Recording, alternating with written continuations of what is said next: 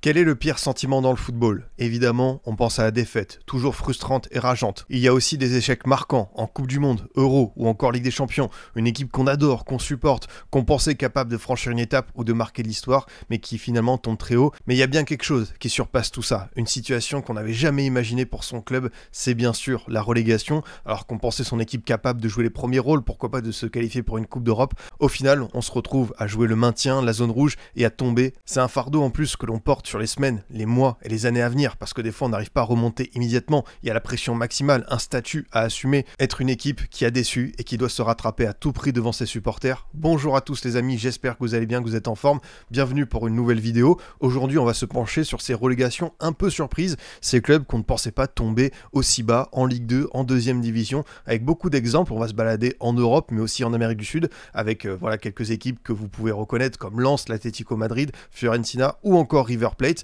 Bien sûr, je n'ai pas voulu mettre des cas un petit peu à part avec des équipes reléguées pour des gros soucis financiers, même si vous verrez que dans certains cas, l'argent a évidemment compté. Aussi des affaires de corruption qui ont conduit des géants du football, des vainqueurs de Ligue des Champions à tomber en deuxième division. On va vraiment se concentrer sur ces équipes qui avaient plutôt une bonne dynamique sportive et qui se sont allées droit dans le mur. Pourquoi, comment et surtout de quelle manière elles ont pu rebondir. On va de suite démarrer avec le Racing Club de Lens lors de la saison 2007-2008. Champion de France en 98, le RC Lens a toujours été un club compétitif en Ligue 1 au tournant des années 90-2000, une équipe qui se qualifiait souvent pour la Ligue des Champions, notamment lors de la saison 2002-2003, avec cette belle campagne, le succès de prestige contre l'AC Milan, et une équipe qui a souvent joué des rôles intéressants en Ligue 1, se bataillant soit pour la Ligue des Champions, soit pour la Coupe UEFA, avec toujours de très très bons joueurs, notamment lors de la saison qui va précéder celle de la relégation, la 2006-2007, le RC Lens, alors entraîné par Francis Gillot, qui avait un très très bel effectif, avec Haruna Dindan, Daniel Cousin, et juste derrière c'est Lou Keita pour soutenir tout ça. C'est Lou Keita,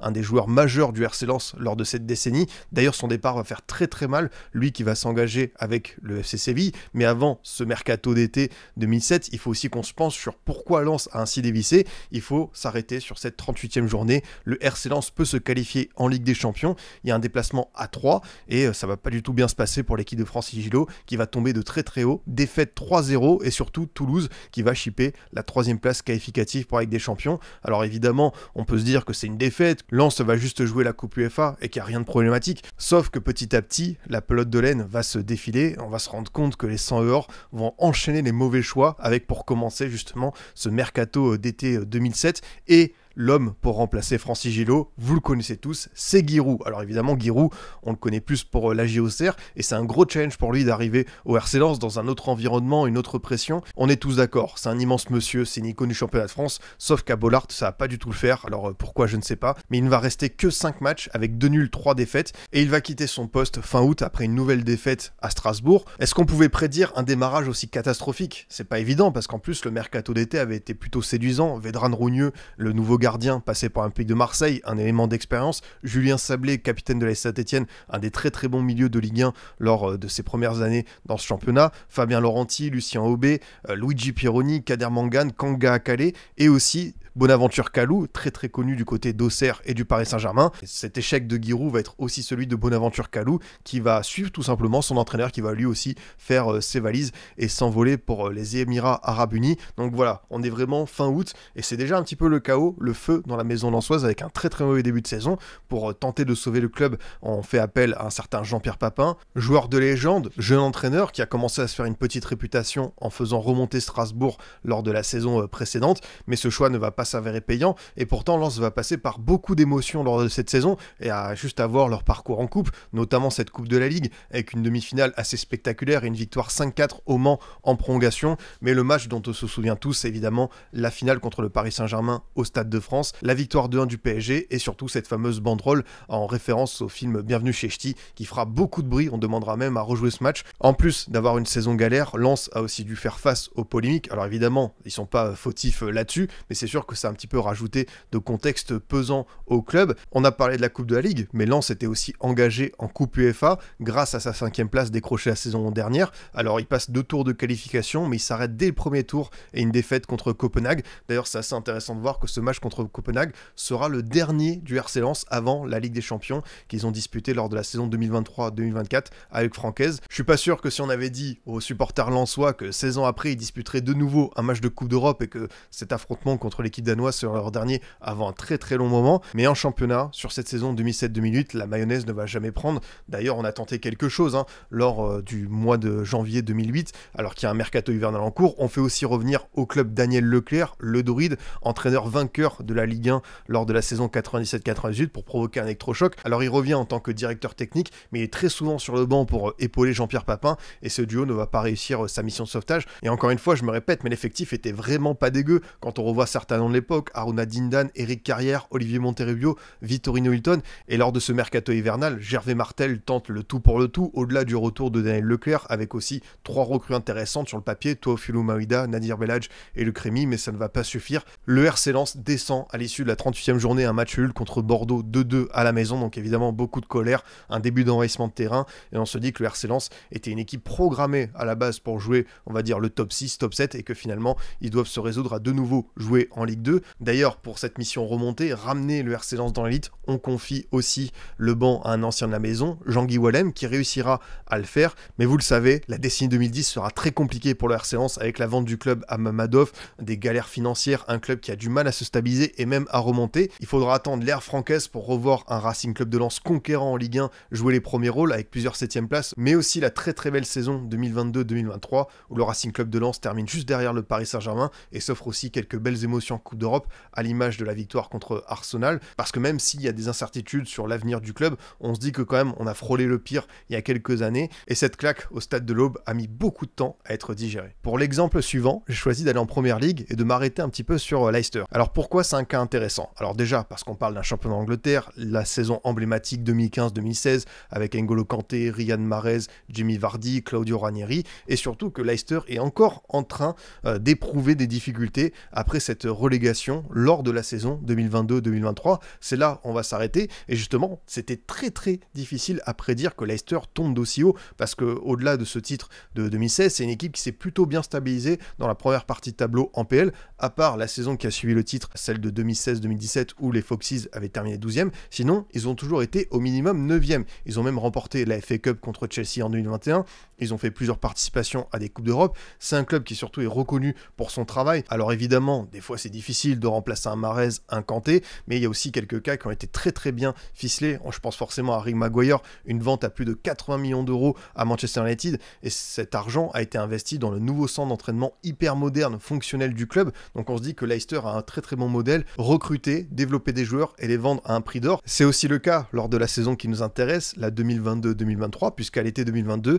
Leicester vend Wesley Fofana à Chelsea pour 80 millions d'euros. En conséquence, est-ce que l'effectif avait beaucoup bougé par rapport à ce qu'on connaissait? Pas forcément quand on se penche là-dessus. Alors il y a un gros départ aussi, c'est celui de Kasper Schmeichel, un des derniers vétérans survivants de l'équipe championne de 2016, mais sinon il y a encore du très beau monde avec Jess Madison, Harvey Barnes, Ricardo Pereira, Youri Tillmans et bien sûr Jamie Vardy, toujours là pour marquer quelques petits buts et des bonnes célébrations qui font plaisir. Mais sinon, l'équipe entraînée par Brendan Rodgers, elle a belle allure. On se dit que Leicester pourrait être encore une fois un des poils à gratter de cette saison en Première Ligue. Côté arrivée, c'est peut-être là on peut voir quelques signes annonciateurs de cette catastrophe, avec la recrue majeure en défense pour remplacer Wesley Fofana, Woodface qui arrive en provenance de Reims, un joueur qui ne répondra pas forcément aux attentes, mais surtout ce qui va plomber Leicester, et c'est le cas de pas mal d'équipes citées dans cette vidéo, c'est bien sûr un démarrage terrible en championnat, un seul point récolté lors des 7 premières rencontres, et ils auront beaucoup de mal vraiment à digérer cette entame catastrophique. Le club d'ailleurs se sépara de Brendan Rodgers au printemps, remplacé notamment par Dean Smith qui aura pour mission d'assurer le maintien, mais ça ne suffira pas. Lors de la dernière journée, malgré sa victoire contre West Ham, Leicester descend en Championship parce qu'une autre équipe en difficulté, Everton, a gagné son match, le match qui devait face à Bournemouth. C'est seulement la deuxième fois dans l'ère de la Première Ligue qu'un champion de PL descend à l'étage inférieur, l'autre c'est Blackburn, mais ce qui est sûr c'est que Leicester va remonter directement avec un très très bel effectif. Ils ont gardé une ossature compétitive en Championship, entraînée par Enzo Maresca, l'équipe va rouler vraiment sur la deuxième division anglaise, mais cette saison ça a été compliqué parce que Leicester redescend, n'a pas su garder cette belle dynamique de Championship, et on peut voir qu'il y a quelques difficultés, notamment le choix de Ruud van Nistelrooy n'a pas été payant, donc désormais à Leicester de bien bosser la suite. On redescend en Championship, qu'est-ce qu'on va devoir mettre comme ingrédient? On sait aussi qu'il y a le départ de l'historique Jamie Vardy qui quitte les Foxes après de nombreux services rendus, donc le plus dur commence pour Leicester, réussir de nouveau à bâtir une équipe compétitive et surtout se stabiliser à l'avenir en Première Ligue. On poursuit notre petit tour d'horizon et direction l'Espagne pour s'arrêter sur deux équipes qui ont beaucoup surpris en tombant en deuxième division, avec d'abord l'Atlético de Madrid. Et oui, les Colchoneros ont eux aussi eu leur saison en enfer, vainqueurs pourtant de la Liga en 96. Alors oui, c'est vrai que l'Atlético n'était peut-être pas le très bon club européen que l'on connaît aujourd'hui, mais c'était bien sûr une équipe qui comptait beaucoup en Espagne, avec 9 titres de champion, 9 Copa del Rey, et la saison précédente, la 98-99, avait déjà été annonciatrice de quelques petites difficultés, parce que c'était Arrigo Sacchi, légende, entraîneur de légende de l'AC Milan, qui était aux commandes, le grand tacticien, mais qui n'avait pas su forcément s'adapter à l'Espagne.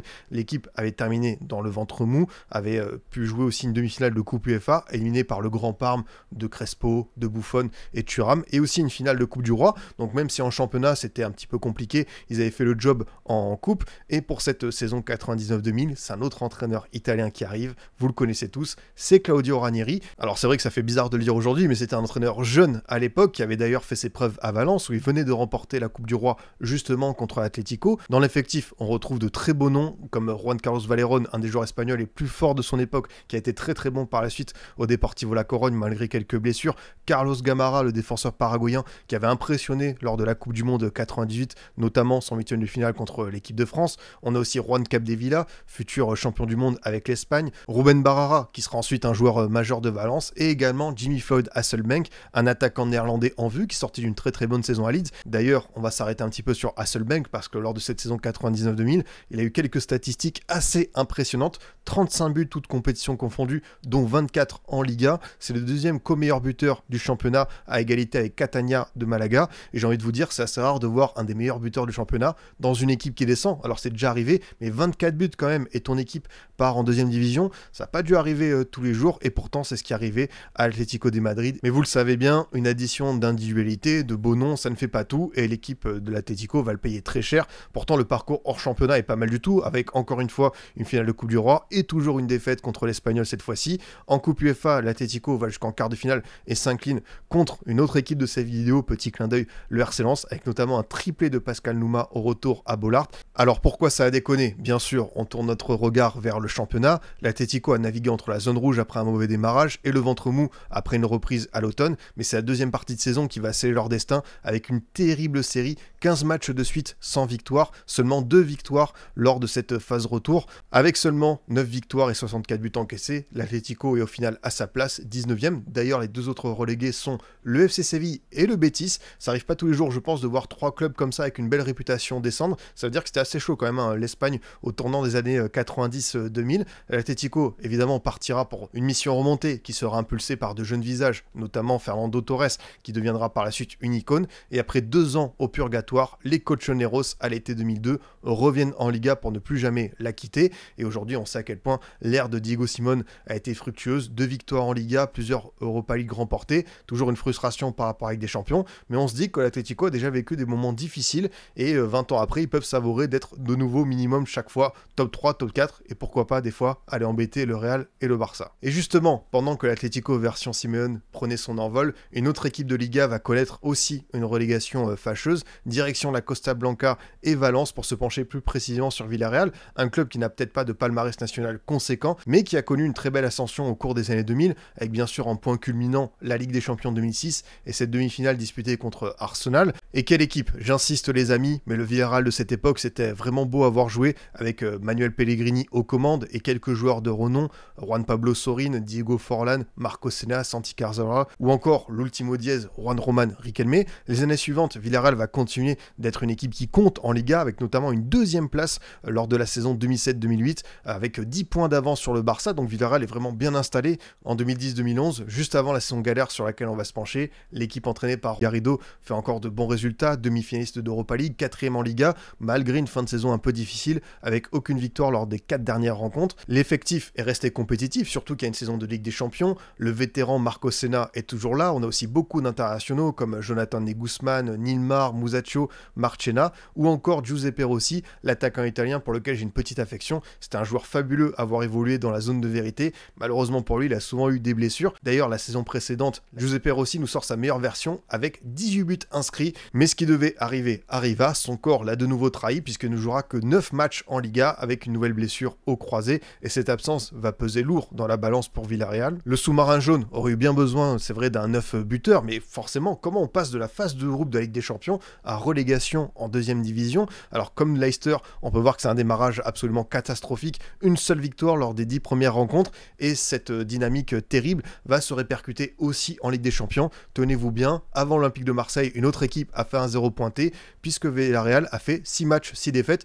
Alors un groupe qui était quand même un peu compliqué, hein. Le Bayern, Naples et City, le tirage n'avait pas été trop clément, mais voilà, quoi qu'il arrive, Villarreal était à côté de la plaque et malgré cette sortie précoce de Coupe d'Europe, on se dit qu'il n'y a plus qu'un match à jouer par semaine, Villarreal ne va jamais réussir à remonter la pente. La fin du championnat sera assez terrible avec un calendrier difficile, des matchs contre Valence et Atlético, 2 affiches, 2 chocs que le sous-marin jaune perdra et 12 ans après son accession, Villarreal retombe en deuxième division. La reconstruction va mieux se passer que Atlético puisque Villarreal ne passera qu'une année en deuxième division avec Marcelino aux commandes, lui qui est toujours en poste aujourd'hui, même s'il a bifurqué, qu'il a fait pas mal de clubs depuis, notamment Bilbao et l'OM. Et d'ailleurs, lors de sa saison de la remontée, le sous-marin jaune termine 6ème, donc vraiment un promu éclair qui a tout connu, hein. L'ascenseur, les montagnes russes, c'est allé très très vite dans les deux sens, Coupe d'Europe, D2, de nouveau Coupe d'Europe, c'est assez fou comme destin, et encore plus quand on voit le succès construit par Villarreal depuis, avec notamment la demi-finale de nouveau de Ligue des Champions en 2022, et la victoire en Europa League contre Manchester United. On se dit au global que ce qui s'est passé il y a quasiment 15 ans n'est qu'un accident de parcours pour Villarreal, qui a su très très bien rebondir et montrer que c'est un club qui travaille à merveille.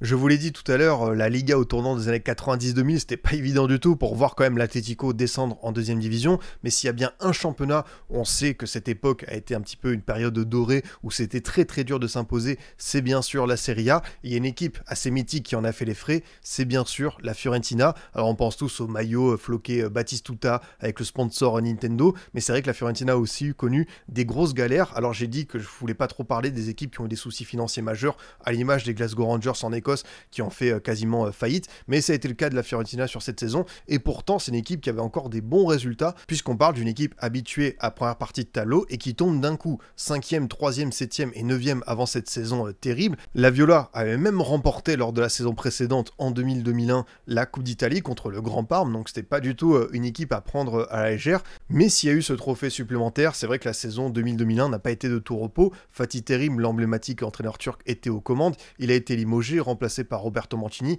qui est parvenu à faire terminer l'équipe à la 9e place, un classement un peu décevant, mais c'est vrai que cette victoire en Coppa d'Italia a finalement un petit peu atténué la déception. Logiquement, Roberto Mancini reste aux commandes pour cette saison, mais ce qui va faire le plus de dégâts à la Fiorentina, c'est le mercato, avec 3 départs majeurs: Francesco Toldo, le gardien, qui rejoint l'Inter, Rui Costa, milieu offensif international portugais, qui rejoint l'autre club milanais en atterrissant à l'AC Milan, et la tour de contrôle de la défense de la Fiorentina, Thomas Repka, qui file à West Ham. 3 départs majeurs qui ne seront pas forcément remplacés. D'ailleurs, quand on se penche sur le mercato dans le sens des arrivées, ça fait un petit peu peur. Il y a Ezequiel Gonzalez, promesse venue d'Argentine, mais qui va avoir du mal à tenir la comparaison avec Rui Costa. Et les autres recrues, lors de cet été 2001, viennent du Hellas Vérone, de Ternana ou encore de Voghera. On va pas se mentir, ça fait pas rêver du tout. Cette intersaison, remplie de doutes, ça va être une véritable boule de neige et ça va s'empirer pour la Fiorentina. Je vous l'ai dit, les finances sont dans le rouge. Les départs estimés à 65 millions d'euros de Toldo et Rui Costa ne vont pas permettre d'éponger les dettes. Le pire est à venir avec Enrico Chiesa, meilleur buteur de la Fiorentina, fabuleux joueur qui avait marqué 27 buts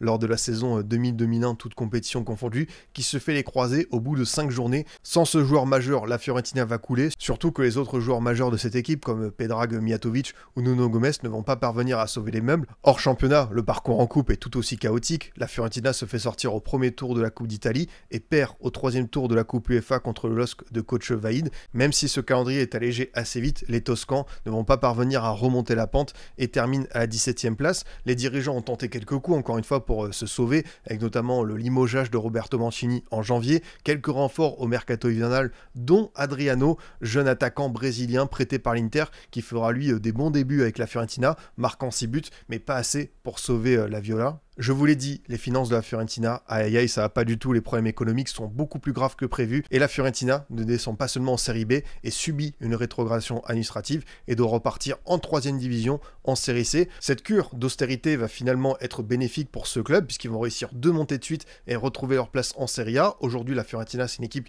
qui joue plutôt les places européennes, souvent Europa et Conférence, qui a d'ailleurs perdu à 2 reprises en finale de Conference League. Mais il faut bien se souvenir qu'il y a 20 ans, la Fiorentina a joué avec le feu et pas passé loin de la catastrophe, aurait pu descendre beaucoup plus bas. Heureusement, avec beaucoup de supporters passionnés et une construction d'effectifs intéressante, la Viola est de nouveau un club qui compte en Italie. Allez, 6e équipe dans ce focus des relégations surprises. On n'est pas encore allé en Allemagne, ça tombe bien. En Bundesliga, il y a un cas très intéressant, celui du Hertha Berlin, saison 2009-2010. 4e en 2009, les joueurs de la capitale vont passer d'une saison à tutoyer avec des champions à se retrouver bon dernier du championnat. Pensionnaire de l'Olympia Stadium, le stade mythique de la finale de la Coupe du Monde 2006, le Hertha n'a pas le prestige ou le palmarès d'une grande équipe d'une capitale européenne. C'est vrai que ses derniers succès en championnat remontent aux années 30 et leurs plus récents succès sont en DFB Liga Pokal, une sorte de super coupe mini-tournoi avant la saison qui réunissait les gros clubs allemands et après on est repassé à un format super coupe. Mais pour revenir à cette fameuse saison, l'entraîneur qui avait permis au Hertha de revenir sur le devant de la scène n'est autre que Lucien Favre qu'on a connu par la suite au Mönchengladbach, à Nice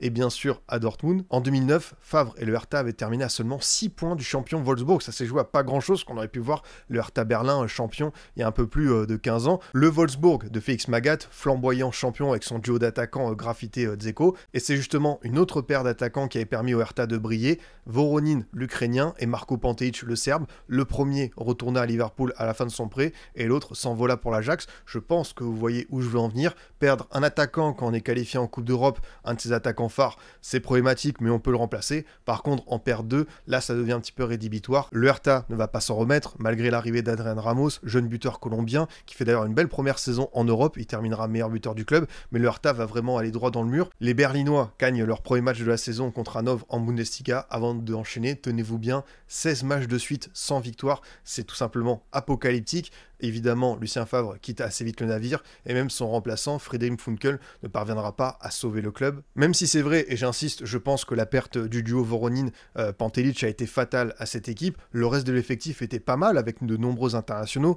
Arne Friedrich pour l'Allemagne, Theophonis Gekas pour la Grèce, Pál Dardai pour la Hongrie, Von Bergen pour la Suisse. Il y avait quand même de jolis noms pour l'époque, mais c'est vrai que le Hertha va être bon dernier et quelques raclés encaissés au passage contre Fribourg, Hoffenheim et bien sûr le Bayern. Par la suite, le Hertha fait l'ascenseur avant de revenir en Bundesliga, resté 10 ans d'ailleurs dans l'élite avec notamment une belle 6e place en 2017. Mais les erreurs de recrutement et le projet trop ambitieux prôné par Klinsmann vont faire redescendre le club en 2e division, la Bundesliga 2, où le Hertha évolue toujours aujourd'hui. Il nous reste 2 équipes à voir et j'ai envie de voyager un petit peu, de vous emmener avec moi dans mon avion, dans mes bagages pour prendre la direction du continent sud-américain afin d'évoquer 2 clubs, 2 mastodontes, 2 historiques qui sont tombés de très très haut, qui ont subi l'affront de descendre pour la première fois de leur histoire en 2e division. On va commencer par parler de River Plate et là tenez-vous bien, c'est assez gratiné avec notamment les règles particulières du championnat argentin. Je pense que ceux qui suivent savent de quoi je parle, le championnat d'ouverture et de fermeture. Ça c'est leur système, ça leur appartient et on va pas juger. Je peux même l'entendre, je trouve que c'est assez sympathique, mais par contre ce qui est assez bizarre voire choquant,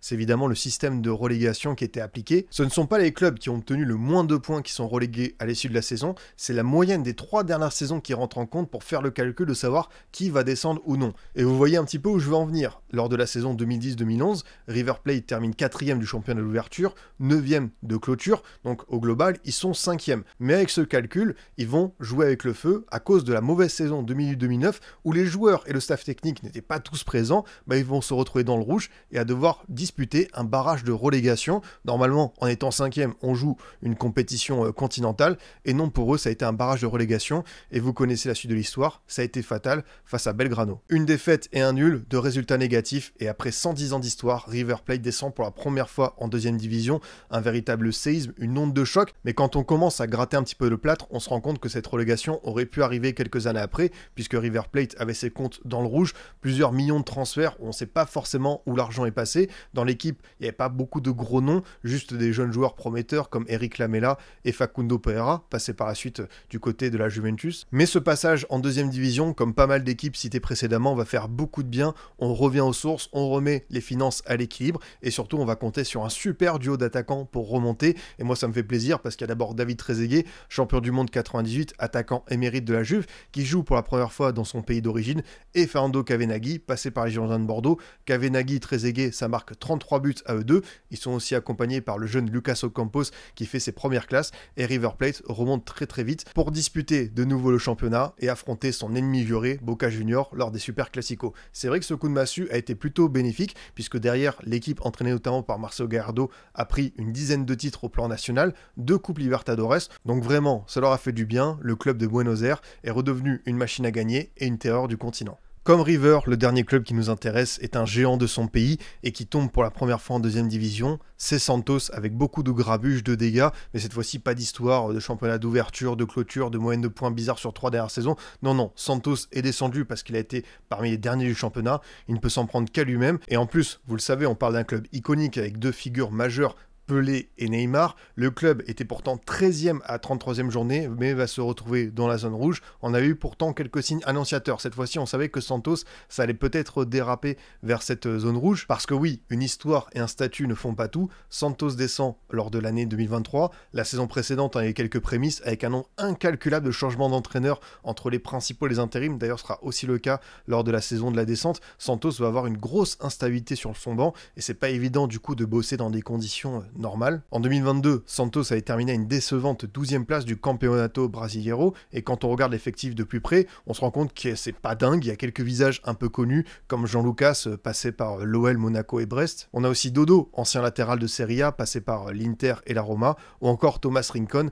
un joueur vétéran, international vénézuélien, qui lui aussi a fait une petite carrière en Italie. Mais la véritable tête d'affiche de Santos en 2023, c'est Marcos Leonardo, le jeune attaquant très prometteur, meilleur buteur lors de cette saison, qui va filer à Benfica contre un chèque de 20 millions d'euros, mais même s'il marque pas mal de buts, il va pas pouvoir éviter l'inévitable et surtout le chaos qui a suivi derrière. Éliminé dès la phase de groupe de la Copa Sudamericana, Santos a connu un petit peu de montagne russe, notamment en gagnant 3 victoires entre septembre et octobre, mais surtout pas mal de défaites, incapable de s'imposer lors des 5 derniers matchs, avec notamment une finale à domicile contre Fortaleza. Si Santos s'imposait, ils étaient sauvés, ils n'ont pas été capables de le faire avec une défaite de 1. Cette humiliation historique a évidemment provoqué la colère des supporters qui ont envahi le terrain, et ensuite ça a dégénéré dans la rue avec des voitures, des bus brûlés, des magasins vandalisés. On était au-delà du supporterisme. L'État de Sao Paulo a demandé aux émeutiers de se calmer et de rentrer chez eux. Il a fallu plusieurs jours pour que ça revienne au calme, et Santos a dû repartir du coup à l'étage inférieur pour la première fois de son histoire. Et comme vous le savez désormais, un grand club ne meurt jamais. Santos va bénéficier de cette saison pour repartir, pour assainir ses finances,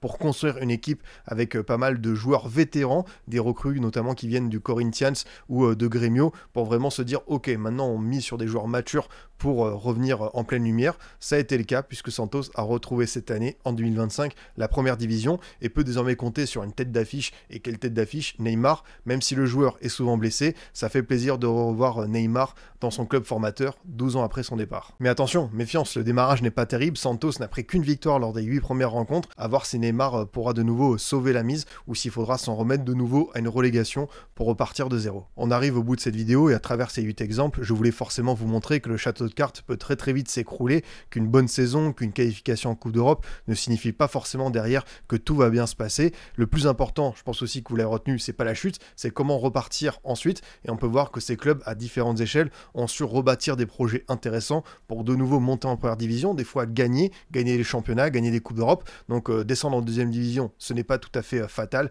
l'histoire n'est pas terminée, il faut repartir de l'avant. Merci à vous d'avoir suivi cette vidéo, n'hésitez pas à vous abonner, à liker, à commenter, à écouter aussi en podcast, et moi je vous dis à très vite pour d'autres contenus foot.